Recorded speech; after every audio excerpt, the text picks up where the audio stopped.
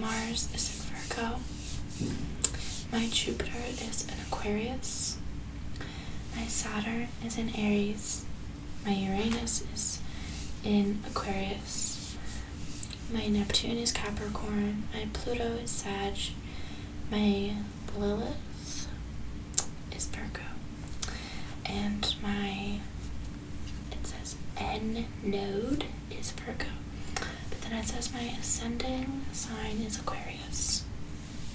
So basically it's giving me two charts. It's giving me Zodiac Tropical, which is what I just read, and I have my Mars Virgo is retrograde, and then my Pluto Sag is also retrograde, and then it's giving me a chart for, it says Placidus Orb, and then it says 0.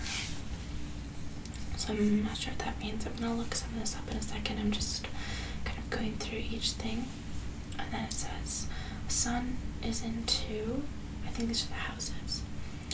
Moon in 8. Mercury in 2. Venus in 2. Mars in 8. Jupiter in 1st ascendant. Saturn in 2. Uranus in 1st ascendant. Neptune in 12. Pluto in 10. MC. Lilith in 12 and N node in 8. And then it says masculine 7, fire 5, feminine 3, earth 3, cardinal 5, air 2, fixed 2, water 0, and mutable 3. So what I know about that is my therapist told me that I am, quote, dried up or dried out, just meaning that I have a lot of fire signs. So I'm like dominantly fire. I'm also dominantly masculine. I have 7 masculine and only 3 feminine, and I have absolutely no water signs, so that's unfortunate. Yeah. But anyway, I'm going to read what it says here, and then I'm going to go ahead and look up the actual meanings and try to kind of fill in the blanks. So it says aspects. The following table shows the planetary aspects in your natal chart. Interpretations of these factors are found below. The numbers listed under the column, quote, value, serve as a relative rating system for each aspect and are determined based on the planets involved, the aspect type, and the orb of influence. Negative values suggest more stressful or challenging influences, while positive numbers show more flowing and easy energy. This is a wide table that may require you to scroll right on smaller screens. See also your full natal chart wheel graphic depicted below the report. So this says, for my aspects, it says it has like planet, sun, and then aspect opposition, and it says planet moon, and it says orb 9 degrees 21, value -32. So I don't know if that means my moon is stressful. You guys, this video is probably like, if you haven't clicked off already, you're probably confused as fuck like me. I'm sorry. I'm gonna skip this until I know what it says. It has asteroids and Chiron. Chiron, I don't know. The following table shows the positions of the 4 major asteroids and Chiron. These positions are not as commonly used by astrologers, but are presented here for those interested in knowing where the asteroids are positioned in their birth chart. My Chiron, or whatever, is Scorpio retrograde. That sounds intense, whatever that is. Ceres is Aquarius. Pallas is Capricorn. Juno is Taurus. Vesta is Pisces. Fortune is Leo. And South Node is Pisces. Okay, anyways. Birth chart. So now I think it's going to explain some of my chart. The sun represents vitality, a sense of individuality, and an outward shining creative energy. My sun is in Aries. Aries is the first sign of the zodiac, and Aries natives are the first to start and the first to finish whatever they set out to do. Aries is an active, energetic sign. People with sun in Aries are direct, straightforward, and uncomplicated. They expect the same from others and are baffled when they don't always get it. I feel called out.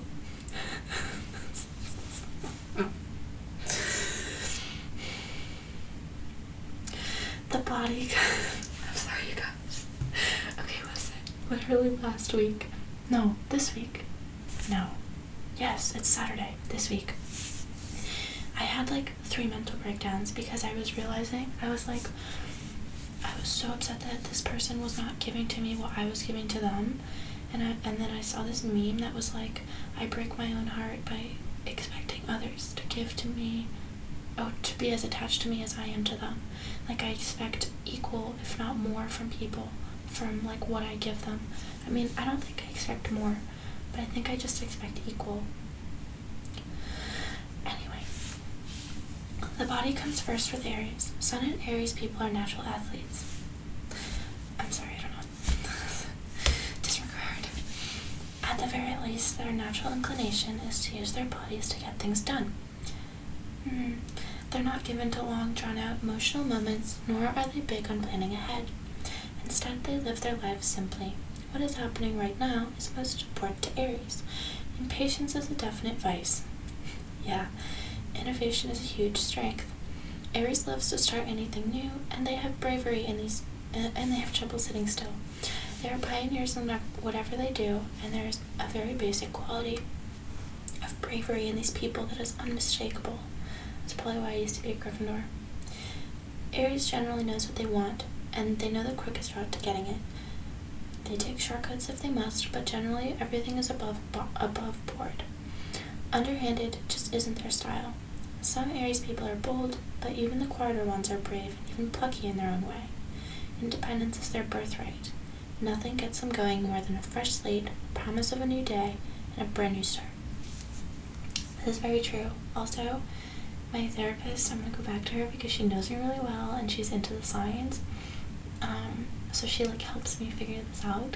But she was like, or I said something, I was like, yeah, this guy, I had gone in for an interview for a job, and as soon as we sat down, he was like, I noticed immediately as soon as you walked in that like you had a presence, but you weren't being loud or anything. Like, that's not what it was. It was just I felt your energy. Like, I felt your presence and that you were there, even though he hadn't even met me yet. Like, he just was aware of my presence immediately.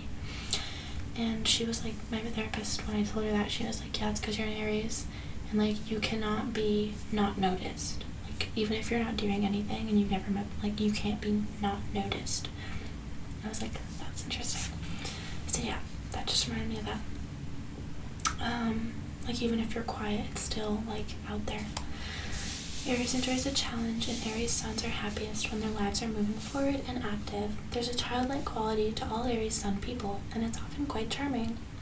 She has a strong personality and an entrepreneurial spirit. She's ambitious and self-willed, stubborn, obstinate, and tenacious. Possible issues: nervousness, impulsiveness, wastefulness, provoking nature, restlessness, and changeability. I feel so called out. Aries ascendant Aquarius. Sun in 2. I think that's house 2. You take pride in what you own, and you have a strong drive for security. You have staying power, and you hate to let others down once you've made a promise. Avoid over-identifying with what you have. Concentrate on proving your worth through your strong value system and your incredible ability to stick with things and with people. Take pride in the solid and secure foundations that you build, as well as the lasting relationships you aim to maintain, while being careful to avoid possessiveness. You seek a safe and secure job. You satisfy your needs, which are substantial. You may be given to spending money impulsively. -32, opposition sun, moon. Okay, so this is like, I think, the placements or something. You have an internal struggle between your needs and your wants. You can lack focus and be indecisive as a result. Your ability to be objective is both an asset and a liability, simply because when you decide on one route, you are pulled in another direction at the same time. Something tugs at you and you begin to question your stance. But what if, and, on the other hand, are statements you can't help but make, and that might plague you. You are always aware of the opposing point of view and the other side of the coin. 458 conjunction Sun, Venus. You guys, I don't know what this means, I'm sorry. You know what, we're gonna look this up because I'm so confused. Okay. Plexus. Orb. Meaning. Oh, how to read a birth chart.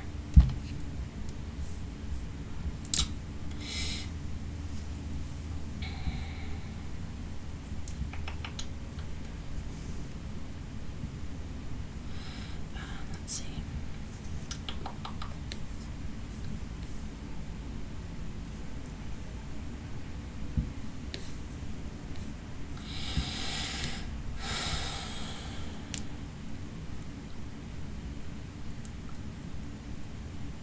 So the aspects of a birth chart show how planets interact with each other to give the chart holder specific mannerisms and characteristics, whether for better or for worse. There are 6 major aspects that are surveyed in astrology, and that's conjunction. Oh, I get it. Okay, conjunction. It's the easiest to see and memorize. A conjunction is when 2 planets are next to each other, usually within an orb of 10 degrees. Conjunct planets are most often in the same sign, but it's not uncommon to find one planet at the end of a sign and the other planet in the beginning of the next one. When planets are conjunct, their energies blend. In the above picture, taken from the example chart, the Sun is conjunct Mars. The chart holder's confidence, self-expression, and ego are closely tied in with their aggression, drive, and strength. A fighter, warrior, leader could be a bully, busybody, or a sore loser. Okay, so let's read my conjunction stuff. So we have my conjunction Sun and Venus, which is what we were just about to go to. So I guess that's how my Sun and Venus are next to each other. And Venus is like love. So that would be like Aries and what's my Venus? My Venus is in Aries. Aries and Aries. Great.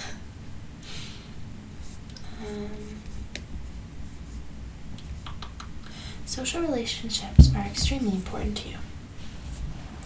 You are generally charming with an easygoing manner. Am I? I guess so. It is generally quite important to you that you are personally popular, to come across in a pleasant way, and to be liked and appreciated. Sometimes vanity is part of the package. Not right now, as you can see. Venus is a peacemaking, harmony-loving planet, and those with Sun conjunct Venus do their best to seek peace and harmony.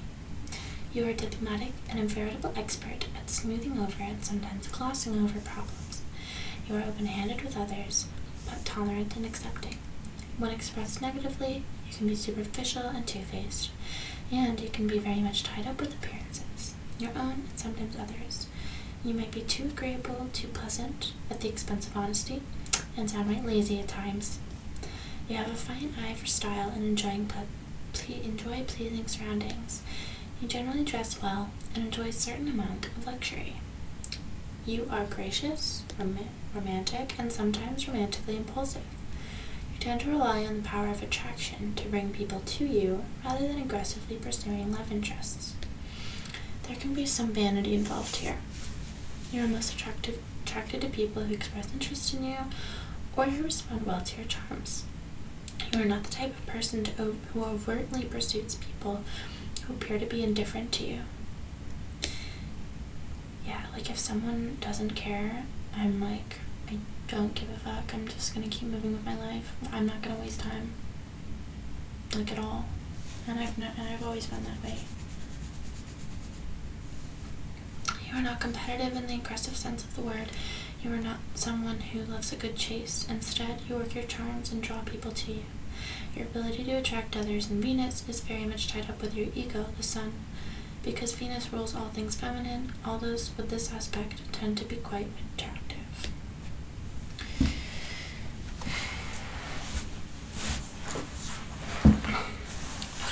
I'm just going to go through my conjunctions now because we just read about conjunction. And then I'll go back to the other aspects. So, conjunction, Sun and Saturn.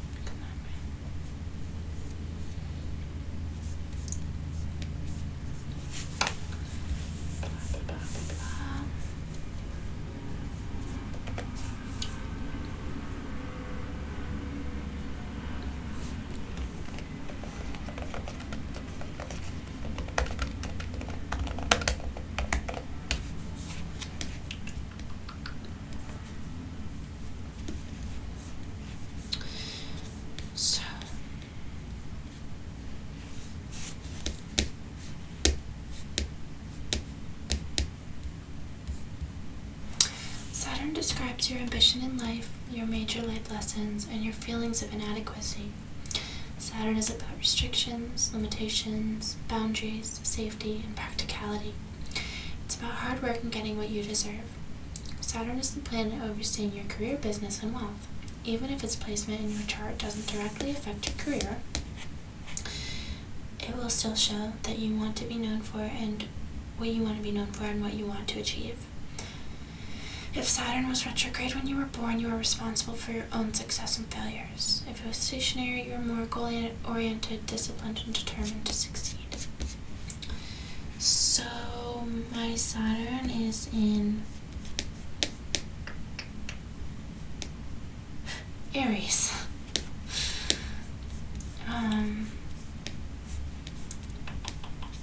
Conjunction, Sun and Mars.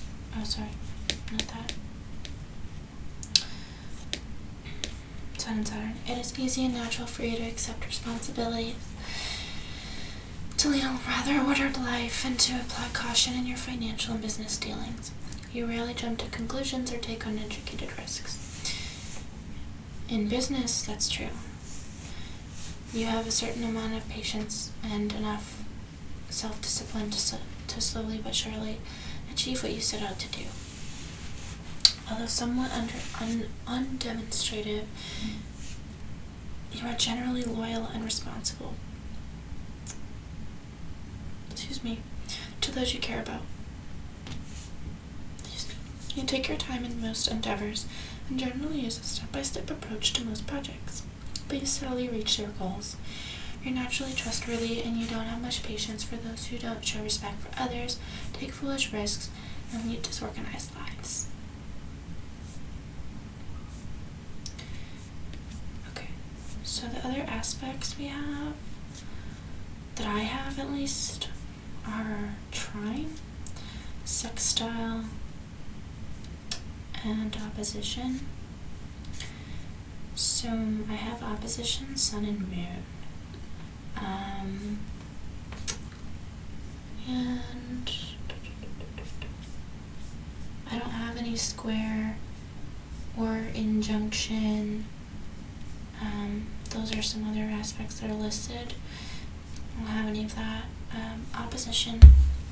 What is possible aspect in astrology is the opposition. It is 180 degrees, a straight line across the chart, and has an orb of 10 degrees. As its name states, the opposition involves two planets that lie in opposite signs, although oppositions can sometimes occur between planets in conjunct signs. Opposite planets tug and pull at each other, trying to bring the other planet to its side. remember from the first article, Astrology Basics Part 1. I don't know what that article is. Opposite signs have the same goal. They just have different views on those goals and try to achieve them in different ways.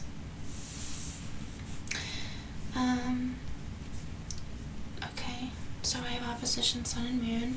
You have an internal struggle between your needs and your wants. You lack focus and... Oh, I already read this. You get indecisive as a result. Your ability to be objective is both an asset and a liability. Okay. I have opposition Sun and Mars. You possess an unmistakable competitiveness and a me-first attitude. The fighter persona is most apparent in youth when the child is described as a bundle of energy, or I just remarked that he or she can't sit still. The abundant energy generated by this aspect is hard to direct in childhood. Later in life, ideally those with these aspects have learned to channel some of their excess energy into productive avenues. Perhaps their career, sports, or any area where competitiveness is considered an asset. We already know I like fighting people. Nevertheless, you can meet up with more than your share of conflict, and you can sometimes rub people the wrong way. You are very motivated to get things done, take action rather than simply talk about something, and to get from point A to point B as quickly as possible. Those you know, or know you quite well, might describe you as hot-headed and temperamental at times. You are easily frustrated, and you're given to impulsive actions. If the aspect is found in cardinal signs, that's me, babe. It gives impulsiveness. Essentially, you have faced conflict and are not particularly afraid of it. You have faced having your need to assert yourself blocked.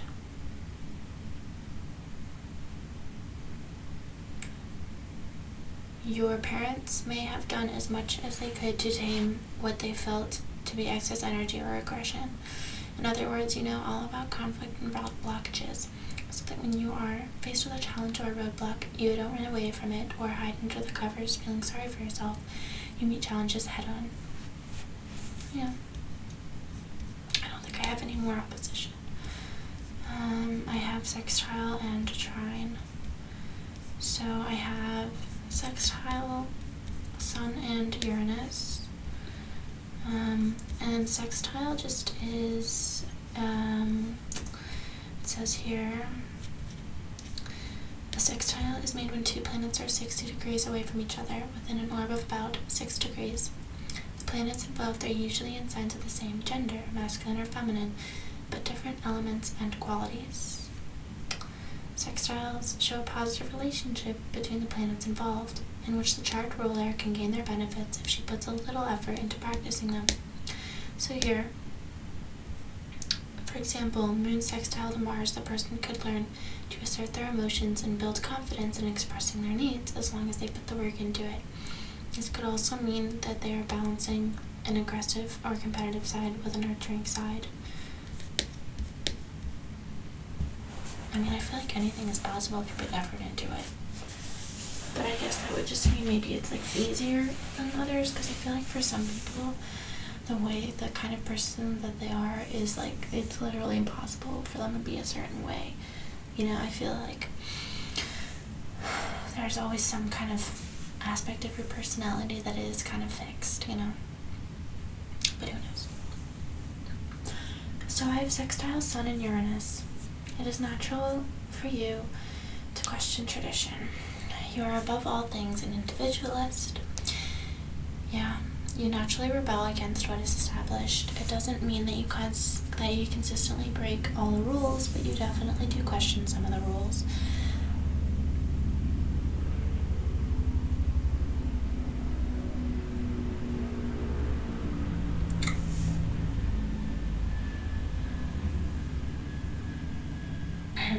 Anyway, especially those that simply don't make much sense. You possess a huge distaste for routine. The thing with routine, I know that I need it, but I'm really bad at actually doing it and getting into it, I guess. You work best when you have some say as to when and how you get things done. Oh yeah. You possess much self-integrity. You avoid labeling people and are most offended when others attempt to label and stereotype you. Fuck You easily embrace new ways of doing things. You stick up for the underdog and you express yourself in unique and inspiring ways. You don't have to try to stand out as unique. You are original, creative, and progressive without trying. You are far from pretentious. You value honesty and truth, and you avoid putting on airs. You believe in the equality of people and easily relate to people from all walks of life. You possess an unmistakable enthusiasm about life, and generally your life is interesting because you invite unusual or adventurous experiences into your life. You're generally appreciated by others because you are open-minded, fair, and not judgmental. Nothing really seems to faze you. You take things in stride and are really shocked or taken aback by human behavior. That's not true. Sextile Sun to Neptune. There is an unmistakably dreamy, inspired, and sensitive side to you. A marked appreciation for music and the arts is present. The connection of Neptune with the Sun, which represents the ego and the will, certainly softens some of the hard edges that might be found elsewhere in the chart. All my fucking fire signs. Holy shit. Adding a sensitive and spiritual dimension to your personality. You're naturally compassionate. It is so completely natural for you to accept that there is more to the world than what is before your eyes, that you tend to presume everyone must be spiritually inclined. Of course, you come to realize that this is not the case at some early point in your life. Your attraction to spirituality and metaphysical subjects is usually marked. These aspects favor writers, artists, and musicians. You're sensitive to those who are suffering, although you are not usually taken advantage of. You're a humanitarian and may have a special connection with animals. If other aspects and positions in the chart support it, you are not one to dominate others or assert yourself to the point of brashness. You have a fertile imagination, are full of inspiration, and very emotional.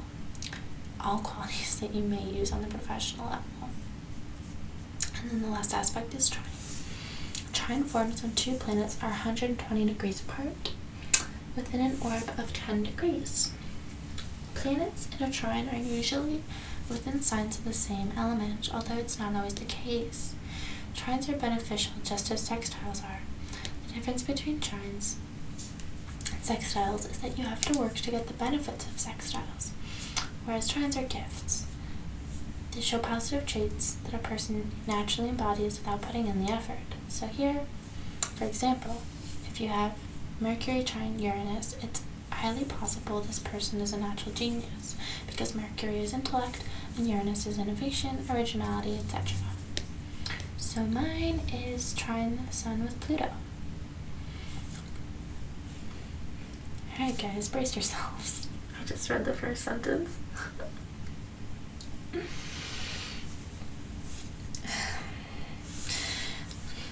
You have much sexual vitality and passion. That's my gift.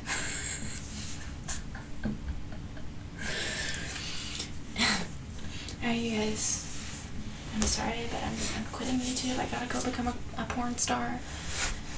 That's what my chart says.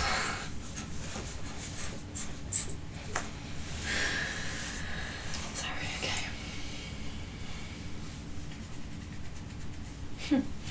It is easy and natural for you to find a passion and pursue it, and to focus on a goal. You are not much scared of anything. You enjoy and embrace growth, especially of the psychological kind. You love a good mystery, and you are adept at solving it. You readily assign meaning to what others might consider ordinary events. You look for symbols and read between the lines in most any situation. Okay, so overthinking. The physical vitality is generally strong and the body is usually able to heal quickly. You're not afraid to get your hands dirty and are usually quick to help others, not only with mundane tasks, but also on a spiritual or psychological level. Your insight is sharp and sometimes awe-inspiring. Wow. You are perceptive and not easily rattled or surprised in life. Gooder, nor are you a lawbreaker. However, you are not afraid of the dark side of human nature, and you will bend the rules from time to time if you feel the need to do so. You take particular pleasure in growth and life lessons. You're not fond of superficiality and are generally the first to spot pretense of any kind. You're passionate and can be intense. You have a hunger to experience more than just an ordinary life and can be quite ambitious. Some people with this aspect are perfectionists, demanding much from themselves and reasonable amounts of effort and honesty from others. I used to be a really bad perfectionist until I realized it was physically impossible for me to make everything perfect, and I developed really bad anxiety from it when I was 12 or 13, and just wasn't good. Okay.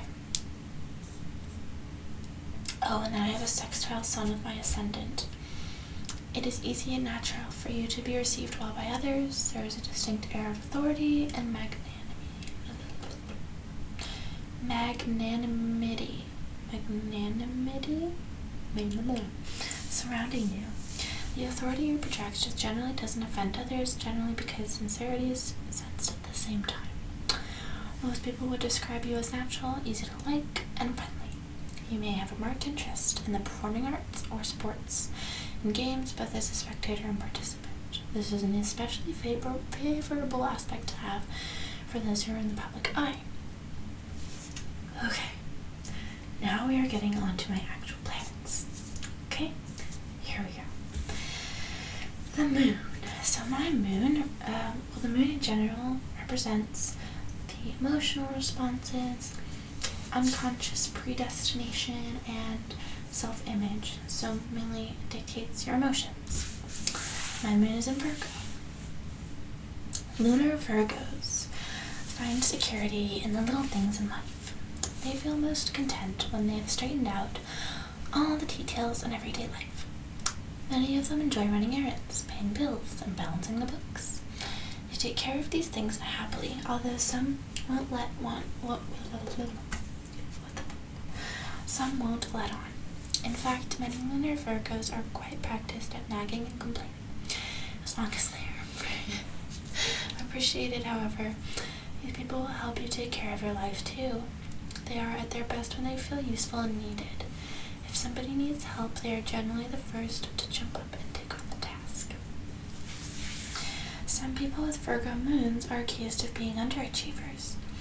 While it may be true that lunar Virgos can lack self-confidence, many are quite simply content with living regular, unassuming lives. They appreciate simplicity and are often most comfortable when they're not getting too much attention from the world at large. Lunar Virgos are easily overwhelmed by pressure and stress. They worry incessantly when there is too much to think about, and they know their limits. Arguably, the worst position for a lunar Virgo is without a steady routine or a simply satisfying job. That's why I said I know I need a routine, but I'm not great at getting into it. I kind of have that contradiction. I feel like having Sun in Aries and Moon in Virgo is kind of wrong. They need to feel useful, and best to express this by helping others in little ways. They need something to call their own and the space to do what they want to do. Unhappy lunar Virgos are fussy and complaining. They are victims of routine and freak out when their plans are not followed. They're restless and nervous and can't seem to see the big picture. Probably the best remedy for these people is a job or hobby in which they can express their deep need to analyze, attend to details, and micromanage.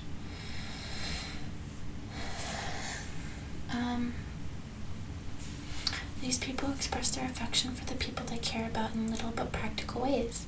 They can be a little stiff when it comes to open, gushy displays of affection. Lunar Virgos are often shy with new people. However, when they are comfortable, they are anything but shy.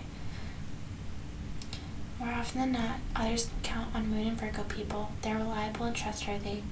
Above all else, they're practical. Others turn to them for help and advice. In relationships, lunar Virgos can be self-effacing and kind. Some are quite shy in love and easily intimidated on a sexual level. Honey, that did not line up with my trine. Many are not very comfortable with their this is not lining up with my trine at all. I'm sorry, but I think the trine overrides this right now. I think we're just gonna close that drawer. We're gonna lock it. We're gonna push that file cabinet in the back and let the dust settle. I'm talking now. I'm not even softly speaking. I just started talking and I'm sorry.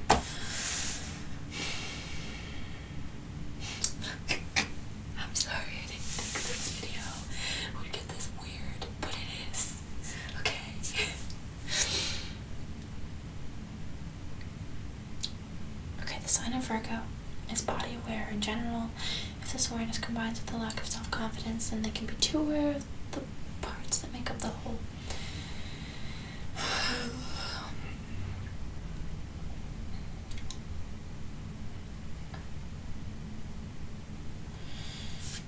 Okay. I'm going to read the short description of the moon in Virgo. She has a very good memory, scientific or medical studies preferred above all others. Hell fucking no. She is humble and moderate, calm and reserved, emotional discipline, no. She's willing to help, devoted and gentle.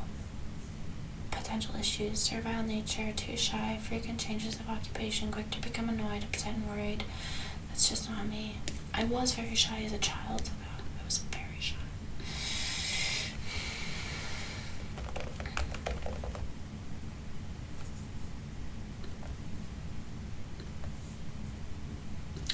Okay, so it's going to talk about the houses for a second.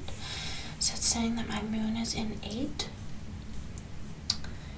And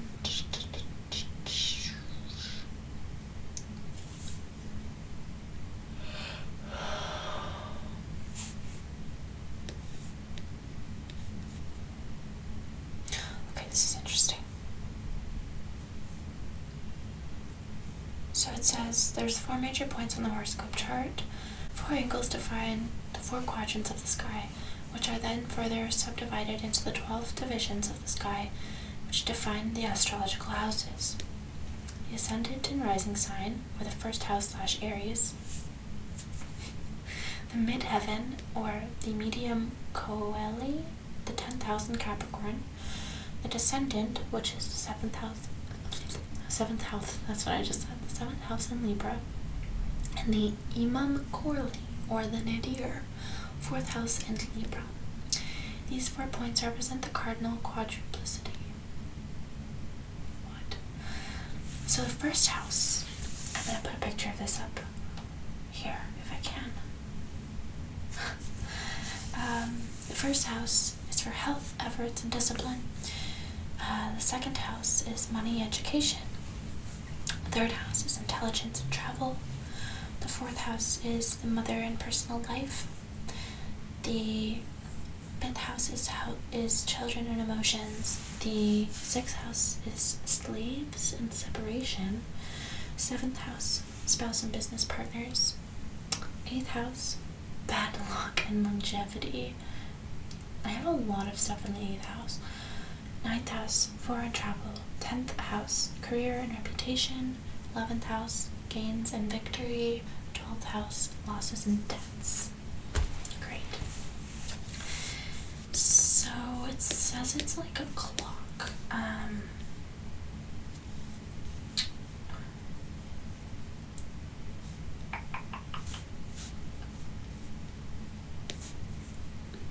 So my moon is in 8, which is correlated with bad luck and longevity, apparently. It says she has a predilection for deep and profound dreams, romantic fantasies, figure strongly. I'm sorry. I'm gonna edit that. Possibly quite interested in the occult. No. While you have a strong need for emotional security, you're also a person who is drawn to pushing your own limits, and many lifestyle changes can be the result of this need to challenge or reinvent yourself emotionally. You're always fascinated with how people work, taboos, secrets, and all that is forbidden or hidden. Okay, well that's true. Maybe that's what they meant by the occult. Sexual unrest or an apparent need to constantly change sexual partners or to challenge yourself sexually may be a symptom of emotional insecurity. Connecting with another person intimately is an emotional need, but your changeable emotions might often get in the way of your goal. Jealousy and possessiveness might also be qualities you struggle with. At your best, however, you are a person who is intimate, deep, and intensely loyal to a partner. I would definitely say I am intensely emotionally loyal to my partners as long as they're a partner to me, like, you know, and physically. I'm like all around very loyal, I agree. Okay. Oh, now we're getting back to the aspects. This chart is all over the place. I'm sorry, you guys. So I have the opposition moon with Venus. Oh, I see. So they were going by sun, and now we're talking about the moon, and okay, I get it. Opposition moon and Venus. Because you value harmony, you may find yourself giving in to others too easily, especially in the first half of life. Resentment is possible as you can feel that you are the one who seems to do all the acquiescing. There can be a distinct tendency to become friends and lovers with people too readily. Fuck yeah. As such, you may get involved, with people who seem to really like you, and you fail to consider whether you actually like them back. It's somewhat of a weakness, as you are very charmed by the idea that someone seems to really like and appreciate you. Generally, one of your life's lessons is to learn to discriminate more and to get in touch with what you truly want and need. Yeah. The functions of the moon, which rules the emotions and feelings, among other things, and the functions of Venus, which rules social relationships, harmony, and partnership, are at cross purposes. When you attempt to feed the needs of one function, it is often at the expense of the other, until you find some sort of balance. So basically, I have to figure out how to balance my emotions and feelings with my social relationships and partnerships.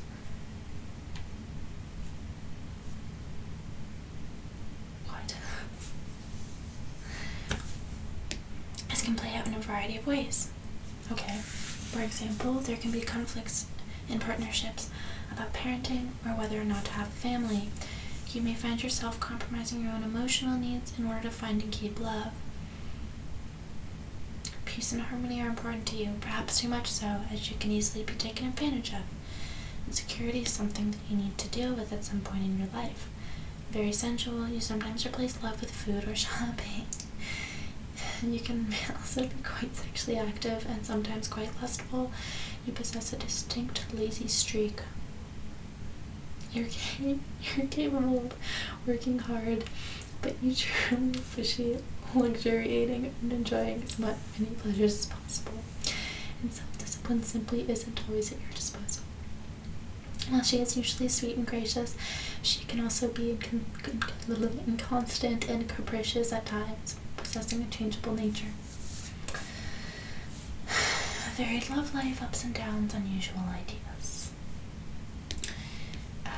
I have conjunction Moon and Mars. You're a passionate person who loves life. Although your emotions are powerful and immediate, your passion is generally controlled and directed. You're a sexual person who nevertheless doesn't get too carried away or controlled by your passions. Because your emotions are strong and you know how to channel them into constructive channels, you don't easily understand such things as crimes of passion, impulsive behaviors, or emotional excitability in others. You're generally open, accepting, and natural in your sexual expression. You need an emotional connection in order to feel complete on a physical level. You may have an affection and talent for sports, but other factors in the natal chart are necessary to provide the motivation and commitment. She's frank, honest, full of vigor and ambition. She's strong-willed and powerful at work. She's a little hard on herself, but perhaps more on others, whose capacity for action is not as great or inherent. Okay, so we're moving on now to Mercury. Mercury represents communication, Cartesian, and logical spirit. Mercury is in Aries, like everything else in my chart apparently. She makes quick decisions, may streamline learning, can be direct and straightforward in speech, possessing an innocent charm, can easily motivate others with her enthusiasm. Usually she loves a heated dispute. Lively mind that quickly understands a given situation, very resourceful and capable, may prefer to jump into a decision, and may not have much patience with pretense. Mercury is in the second house. The second house stands for money and education. Intelligence geared towards ways to make money, become rich, or to be independent. All methods are good. Sometimes she might be on the borderline of honesty. You have a very practical mind and intelligence, seeing the obvious, most logical answer to any predicament, often before others. You don't like to put on the spot, be put on the spot, or pushed into talking or coming to a conclusion. Studies are similar. You need to work at your own steady pace. You can be quite one-track-minded at times, not very happy with multitasking, and often quite fixed in your opinions. Sensual stimuli is more relevant to you than abstract concepts. I have a sextile Mercury with Jupiter. So remember, sextile is like 60 degrees, and it means if you put in the effort a little bit, you can benefit from that position, that interaction of the planets. She is intelligent with big ideas, tolerant, and has a strong sense of justice. She has a good judgment, good sense, and has her feet on the ground. She has the gift of gab, fully enjoys literature and learning. She is erudite and will usually be successful socially. Conjunction, Mercury and Saturn. She is precise, or strives to be mentally organized. She is able to study, concentrate, and focus, and often has the patience to work towards a goal slowly but surely. She may take time to get communications just so, and prefers step-by-step directions. Respects tradition and rules, preferring a sense of order. Okay, so this is where I feel like it doesn't really make sense, because I have some contradictions in the chart. So like here it says that my conjunction Mercury with Saturn means I respect tradition and rules, but then my other placement, I forget what it was, said that I never liked tradition, which I never really liked traditions, but unless it means like certain circumstances you respect tradition and certain circumstances you don't. Like for example, I could definitely say that about like I respect the traditions of my family and what we do to like celebrate holidays and stuff like that, for example. So like stuff like that. But then there's a lot of other situations where I'm very progressive minded. So I guess I could get that. Okay, now we're going to move on to Venus. And Venus represents an interest in emotions and values, exchange and sharing with others. And it's also like the planet of love and stuff. And Venus is in Aries. What a surprise. So you guys, I have a lot of Aries. If you can't tell by now, okay? Just a very fiery little bitch. Venus and Aries people flirt by being upfront, direct, and even daring. Yes. There's so many times when I'll just go up to someone who I think is really hot, and I'll literally walk up to them and I'll just be like, "You're really hot." Like verbatim, I'll just say it like right to their face, and they like don't know what to do. They're just like, thanks. I mean, it works out half the time. Like, why not? Like, I don't think there's anything, like, I'm not gonna dance around it. Like, I think you're attractive. What's good? Okay, I really, okay. I need to calm down. You guys, I feel so called out in this whole video. I feel so called out.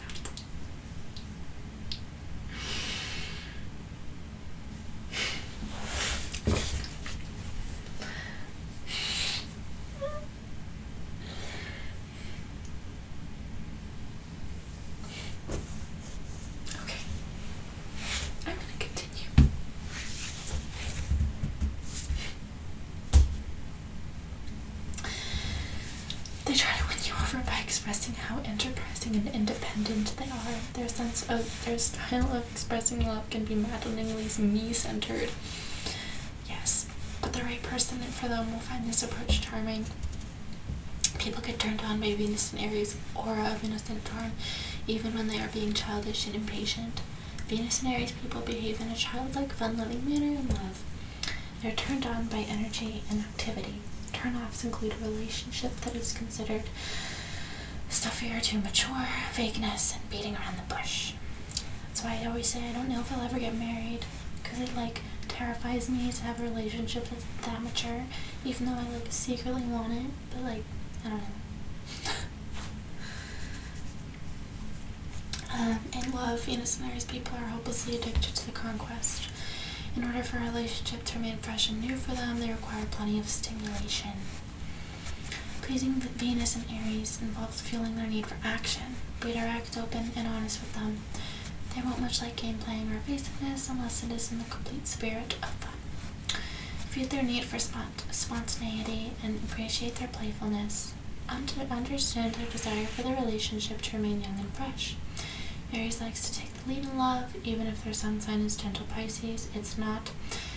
Let them, at least, most of the time, indulge them their many whims and understand that they thrive on competition even when they're competing with you.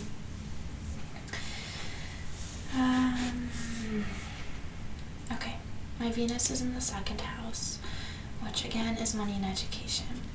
There's a link between her emotional life and money. She is helped by friends or by a person to whom she is emotionally linked. Wow, I'm so called out. Hello, what the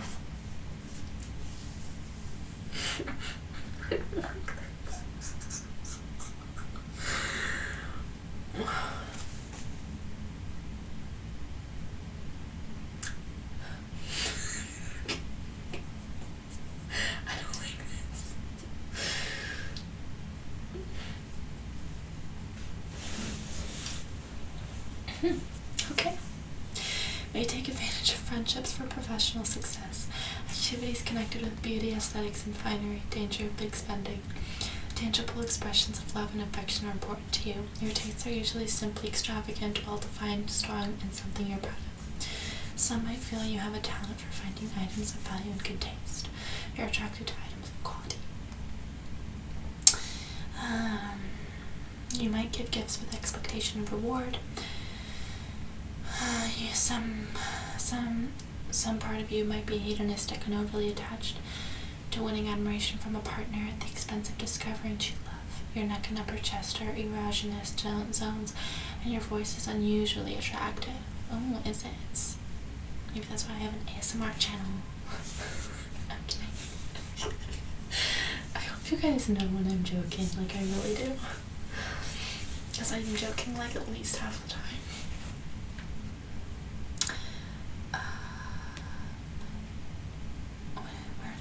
You generally don't jump into any No.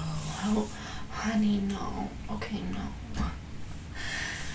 If you do, your feelings grow gradually. No. A partner who makes you feel safe and secure is ideal for you. Once committed, your love is long-lasting and sincere. You have strong values, and others will find it hard to sway you in this area. Sensual, the world of touch and smell is most appealing to you. Opposition Venus and Mars. Whether it's an infatuation or full-blown love affair, relationships get you out of bed in the morning. You're passionate and seem to need an active romantic and sexual life to drive you. Often this area of life is somewhat challenging, especially in youth. As much as you want to be involved in a passionate affair, your timing can be off, or it's difficult to find a relationship that mirrors your strong desires and expectations. Especially when you're young, there can be a real awkwardness with your social skills, which may or may not be apparent to others. Your passion for romance is often channeled into your creative output because you're highly creative. Challenges in relationships may be a large part of the drive behind your poetry, music, or other art. I am so called out, like 75-80% of this video. I'm just getting called out like crazy. Also, my eyebrow is bothering me because I fucked it up, if you can't tell, like right here. If you couldn't tell before, now you can. Now you probably can. Love and hate are very much mixed together for you. You're prone to love-hate relationships with others, likely because your passions are such that the old saying, there's a fine line between love and hate, rings especially true for you. Some level of competitiveness, anger, frustration, or angst is present in your romantic relationships. Although you are quick to anger, you are generally just as quick to forget about it.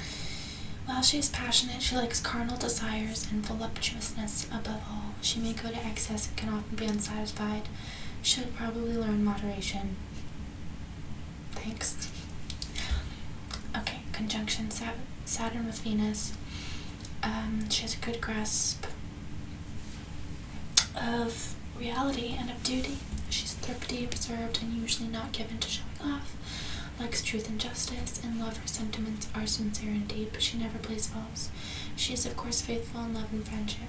She might love a much older person, appreciating that person's intelligence and good sense. I'm leaving. I can't do this anymore, I think. You guys, I can't. This is too much. This is too much for me. I'm an hour into this. Wait, if you're still here, hello. I've been called out like 70,000 times in this video, and I'm having a hard time. Okay.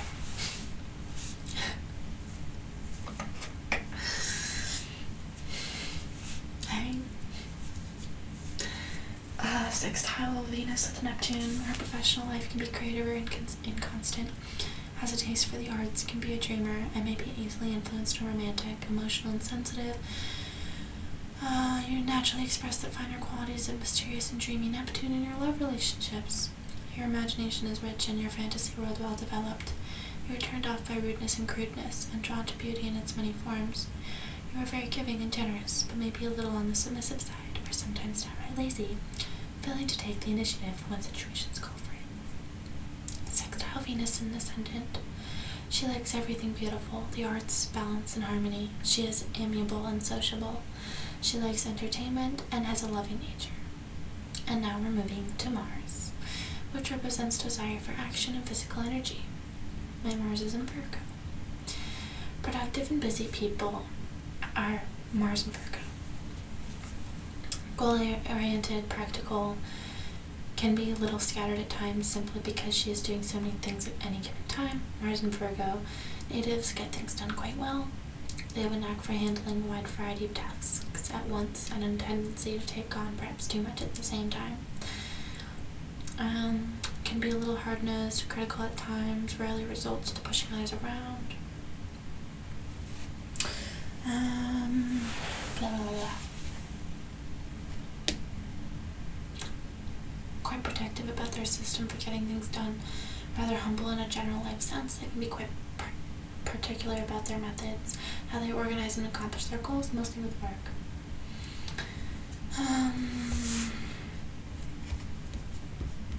Excuse me. I'm just eliminating what sounds repetitive. Excuse me. Okay. Mars is in House 8. House 8 has to do with bad luck and longevity. Sexually very powerful, she is also capable of tremendous focus and hard work. Sexually intense and deep. May be adept at professions requiring research, strategy, uncovering truths and analysis. Arguments may occur over inheritance. Jupiter. Oh, that's it? I don't have a lot of Mars. That's interesting, because Mars is Aries and I'm Aries. Very interesting. Now we're moving on to Jupiter, which represents expansion and grace, apparently. My Jupiter is in Aquarius. She attracts the most good fortune when she is tolerant and fair. Inventive, impartial, and cooperative. Values people and personal freedom most, desiring to show unique perspective or skills. Open to new methods and progress. Great tolerance and humanitarianism. Jupiter is in the first house. The first house is for health, efforts, and discipline. She is jovial, expansive, dynamic, kindly, and altruistic. Has good judgment, tolerance, loves food, good times and pleasures, has good education, prosperous life. I have sextile Jupiter with Saturn. Serious, patient, honest, hardworking, orderly. Her judgment is good, and she is inclined to think things over. She pursues her objects to the bitter end, usually knowing when to choose the right moment. She is upright, usually law-abiding, respecting order. And I have conjunction Jupiter and Uranus. She quickly sizes up a situation and knows what's going on at a glance. Thirsts after knowledge. Good organizer. Very independent. Freedom of action is extremely important to her and is nonconformist. Very agreeable company and is always in demand. Moving on to Saturn, which represents contraction and effort. Saturn is in Aries. Self-consciousness can be a problem. Must learn to develop self-confidence. is bothered by a me-first attitude in others, but must learn that me-first is sometimes necessary in moderation. Saturn is in house 2, which represents money and education. Again, even if she is rich, she will always give the impression of being in financial difficulties. If she is broke, she gives the same impression, this time with reason. She fears being without money and may be especially cautious with the possession of finances as a result. I have a sextile Saturn with Uranus. She knows how to be on top of the situation. She perseveres, is determined, but ingenious and original. She is very practical. She proceeds slowly, but is always bound to achieve her objectives in the end. I have another trine Saturn and Pluto. She perseveres, achieving her projects through hard work.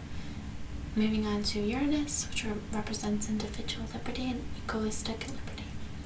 My Uranus is in Aquarius, and may get overexcited at the start of a task that interests her. At times, her debonair personality can give others a banal impression. Uranus is in the first house, again means health, efforts, and discipline.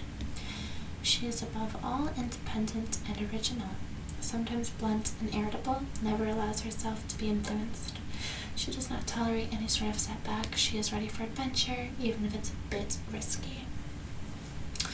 Uranus in the first house alters the way an individual projects personal energies onto others. You are likely to seek, nay demand, freedom in the way you present yourself to the world. Dressing simply but quirkily, you will have no problems in asserting yourself. You are not shy in letting everyone know where you stand on issues. In fact, you take pride in presenting your unique perspective. All you can feel is an altruistic desire to change the world. Friends and relatives probably find you a trifle erratic. You know how to be good-hearted and genuine about your feelings. Your passions rise fast and you lose interest at the same rate. I have a conjunction Uranus and Neptune. It can be wildly creative with an odd but happy sense of humor and perspective. Sextile Uranus and Pluto. Fights to improve her daily life, is persevering. And then a conjunction Uranus with Ascendant. Always changing, somewhat unstable. Ready to innovate, to change everything, is inventive. Moving on to Neptune, which represents transcendental liberty and non-egoistic liberty. My Neptune is in Capricorn. It is discerning, wise, and sensible. Also have Neptune in house 12. Has to do with losses and debts. She likes isolation, a withdrawn life, dreams and meditation. Has little desire for action. I have a conjunction Neptune with Ascendant. Can have unusual relationships. It's easily influenced, very sensitive and emotional. And moving on to Pluto, which represents transformations, mutations, and elimination. Pluto is in Sagittarius. Great aspirations, our sexuality and love are idealized. Oh, I have a square. This is like my only square, you guys. What is square?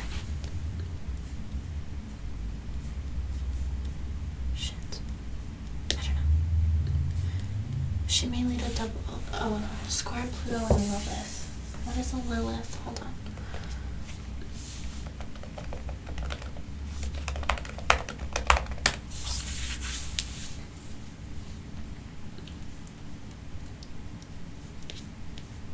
Three signs apart. Tension, conflict, and power struggles. Tug of war. Oh, I get it. What's Lilith?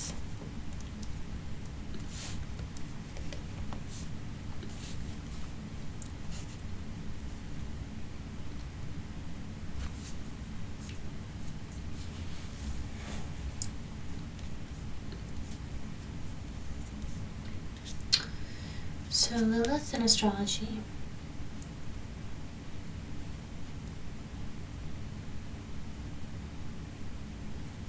I'm so confused.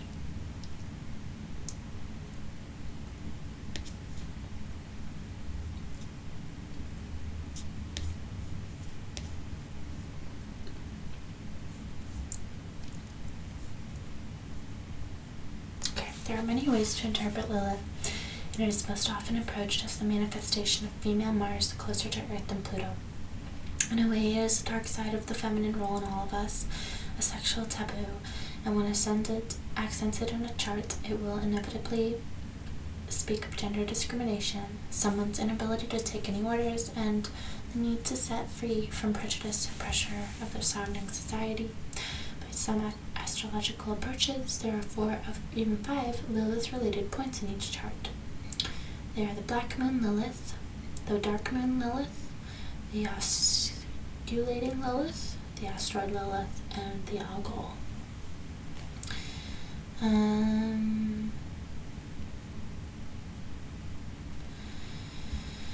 Lilith was Adam's first wife, his partner before Eve ever came to exist, who was an equal to man. While Eve is mostly depicted as his curvy motherly figure of obedience and blind respect, Lilith was everything uncontained, uncontrolled, attractive, sexual, and disobedient, showing will of her own and impossible to tame. Being exiled from heaven due to her character and the trouble she created for Adam, Lilith became bitter, hurt with injustice, and turns into a witch-like creature, best presented through something similar to the role of Medusa in Greek mythology. So,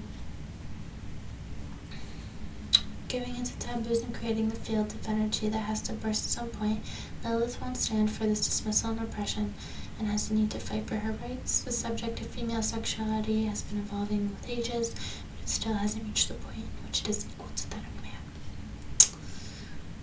Okay.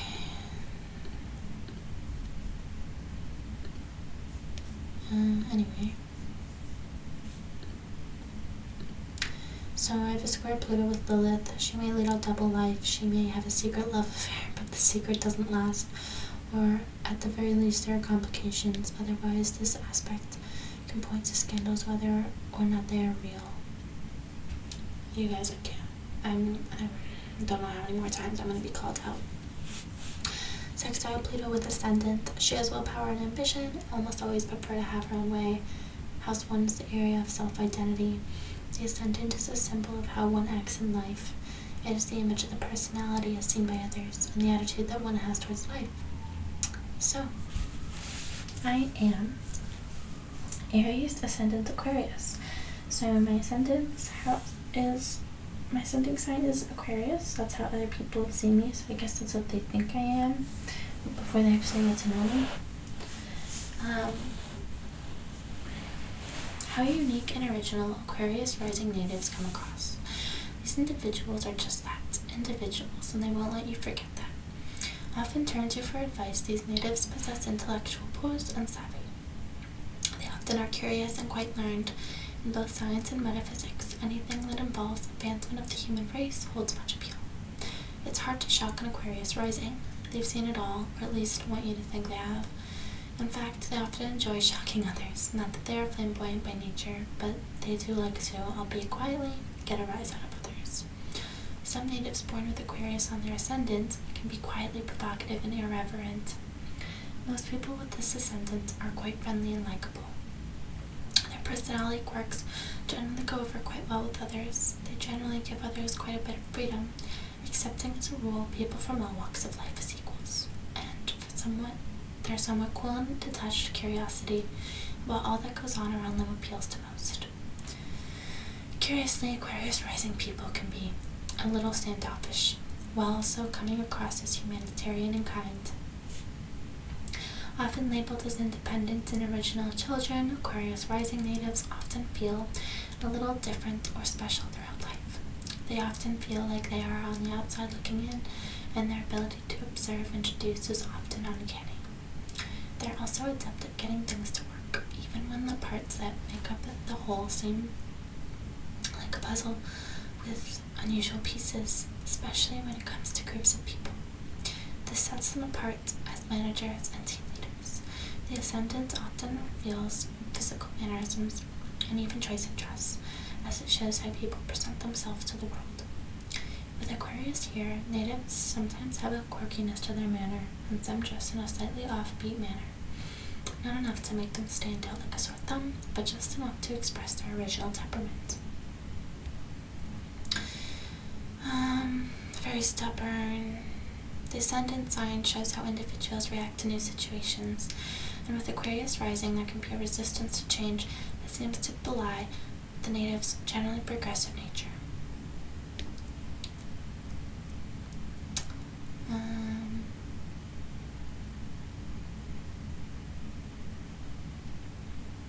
Okay, House 2 is material security and values, rules money and personal finances, sense of self-worth and basic values, personal possessions. Okay, you guys, I'm confused because my chart goes like in order. So for the houses, like house 1, 2, 3, 5, like all of them, it goes like in order of the zodiac. Except it doesn't start with Aries, obviously. It starts with Aquarius, and then it goes Aquarius, House 2 is Pisces, House 3 is Aries, House 4 is Taurus, House 5 Gemini, House 6 Cancer, House 7 Leo, House 8 Virgo, House 9 Libra, 10 Scorpio, 11 Sag, and 12 Capricorn. So I'm guessing that's how it's supposed to be. It just goes in order, and then whatever one you start with, like, does that dictate the rest, I guess? Well, anyway, my house 2 is in Pisces. The arts can be their source of income. Her faith in the universe to provide may be helpful or difficult, depending on the overall condition of the second house. House 3 is the area of social and intellectual learning. It's an Aries, straightforward in speech, lively intelligence, ambitious, always ready for any initiative, requiring change or novelty. Competitiveness amongst siblings.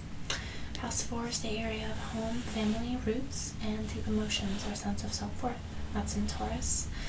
Can make a good mother, may prefer to be at home with the immediate family for company, appreciates comfort, peace, and quiet, simple but good food, will take care of what she owns wisely. House 5 is the area of creative self-expression, romance, entertainment, shelter, and gambling. That's in Gemini. Likes to please. May spend a lot of time preparing to go out in the hopes of meeting someone to dazzle. House 6 is the area of learning by material transaction, and that's in Cancer. Good in jobs, in contact with the public. Weak point is the stomach. House 7. One-to-one relationships like marriage and partnership, and of social and intellectual action, which is in Leo. Partnership for love based on confidence, honesty, and sincerity. House 8. Emotional security and security of the soul. That's in Virgo. Small inheritances. Happy old age. Natural death likely. May worry. Plan ahead regarding old age. House 9. In the area of learning that shapes the identity. That's in Libra. Likes justice, honesty, and loyalty. Would make a good lawyer. House 10 is career and reputation. The midheaven represents the work one will do in one's life, the place one will take in the world of society. It becomes more important as one grows older. That's in Scorpio. She likes professions that involve a certain risk. She likes to investigate. She is curious by nature, taking risks and fighting to succeed. House 11 is gains and victory, search for social and intellectual security. That's in Sagittarius. Loves above all travel, adventure, friends are often from abroad. And then finally House 12 is the area of education and of emotion. Although on here it says losses and debts, so I'm confused. Whatever, it's in Capricorn. Disappointments are difficult to digest. The bitterness can last a long time before she's able to react positively. I feel like that also connects with Aries because I feel like Aries people usually hold grudges, and I definitely do. Okay, so now that we've gone through all of this, I'm gonna go ahead and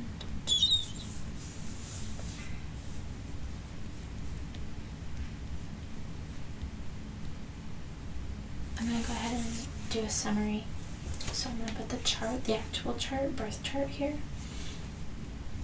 It says, please note that the midheaven line in the aspect grid above is temporarily displaying incorrect and sometimes garbled aspect glyph graphics only for that point in the chart. Should be fixed shortly, blah blah blah. Okay. So,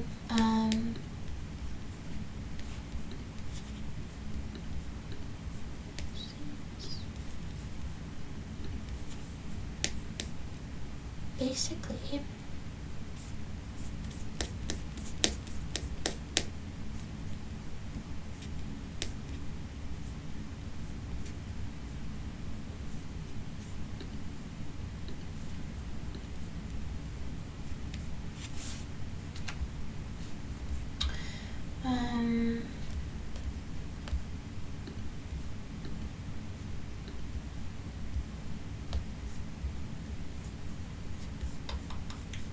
so I have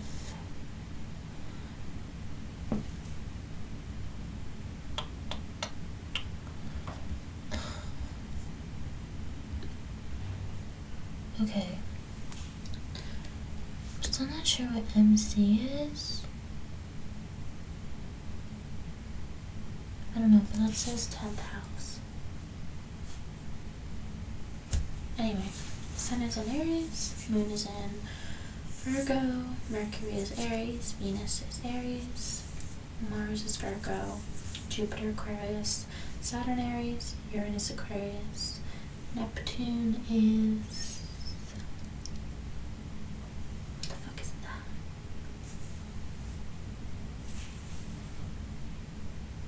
Scorpio? No. I'm so confused. Is it Scorpio?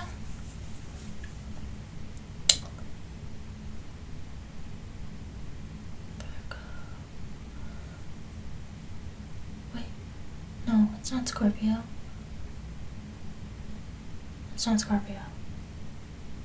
What was the other one that I had in my chart? Is it Libra? It's not Libra. Wait.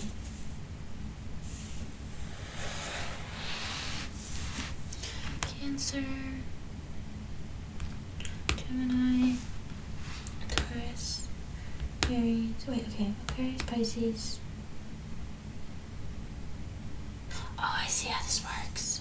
Okay, Ascendant. Oh, Capricorn, that's what that is. Sorry guys.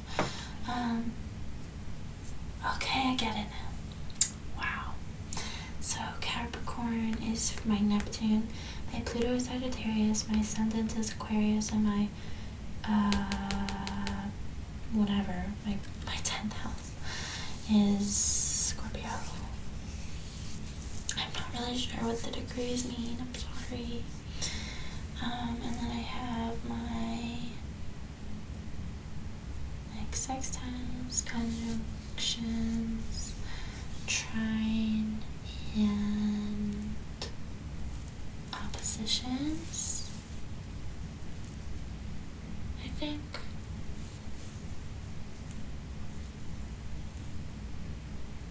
Right? What is this?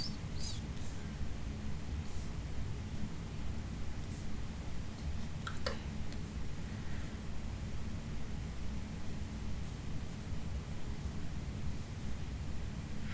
Well, anyways, I have a lot. It just looks like I have a lot to the left side of the chart, which is interesting. But yeah. So basically,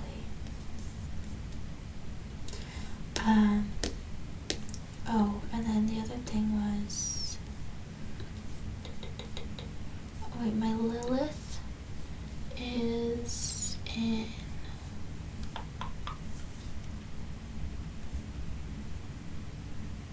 in the 7th house, which is for spouse and business partners. I don't know how that works, but and then I don't know what North Node is. Anyways, this looks good. Reading a little bit of background on some other symbols. So we have Chiron is another minor planet circling the sun, also in strong connection to the sign of Sagittarius and the constellation of Centaurus. It stands out but doesn't fit any system.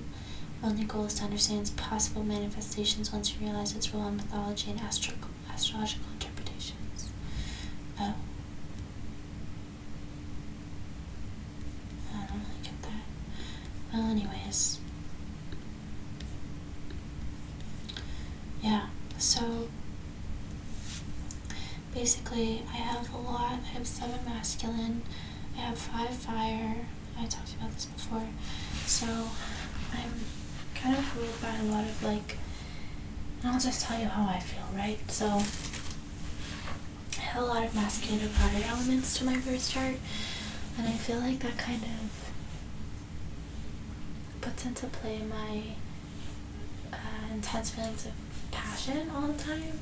So that's actually what my coach said about me, and a lot of people say about me, is that I have a lot of fire and passion. That's how they describe me as a person. Not knowing, or giving a shit about the zodiac.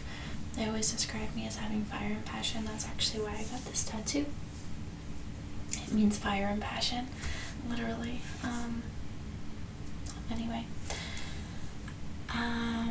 So I get that. Like, that makes a lot of sense to me.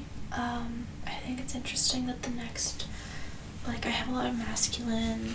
That kind of makes sense too, to be honest. I mean, I grew up with 3 brothers, so I had a lot of masculine influence in my life anyway. And I was always really big into like sports and being kind of aggressive and being like, you know, roughing around and whatever. And I was always like, I always was proud to like call myself a tomboy or whatever when I was growing up. I have 3 feminine, like I do dabble in that, but I say dabble. I have 3 earths, 2 air and 0 water, and then I have 5 cardinal, 2 fixed and 3 mutable. I think you kind of can just take that for what it is. But yeah, so that's my birth chart. This video was requested by my friend Star, who was also a subscriber of mine, and she is really into astrology and has this really popular Instagram page for cancers. It's just called Cancer Daily Horoscope. You can go check it out if you're a Cancer, or if you just are interested in cancers, I guess, or learning more about the sign. As we have all just learned from this 1.5-hour long video, have absolutely no cancer anywhere in me, apparently, except for that one house. There's literally nothing there for me, but that's totally okay, because we can always learn more about other people. And I think Cancer is an interesting sign. Anyways, yeah, she requested this video for me to basically just talk about my birth chart / astrology, so that's what I have done. And let me tell you, I feel very called out, but I learned a lot. And I do think astrology is really interesting, so yeah. Anyways, let me know if you guys have any interesting birth charts. Listen, I just got this birth chart like really quickly off of this site, where I'm pretty sure they generate, like, it's just like a template probably, and they put in your pronouns, and they probably just wrote something for each placement. But everyone's different, you know, so yeah. Anyways, yeah, I hope you guys enjoyed this video, and I will see you all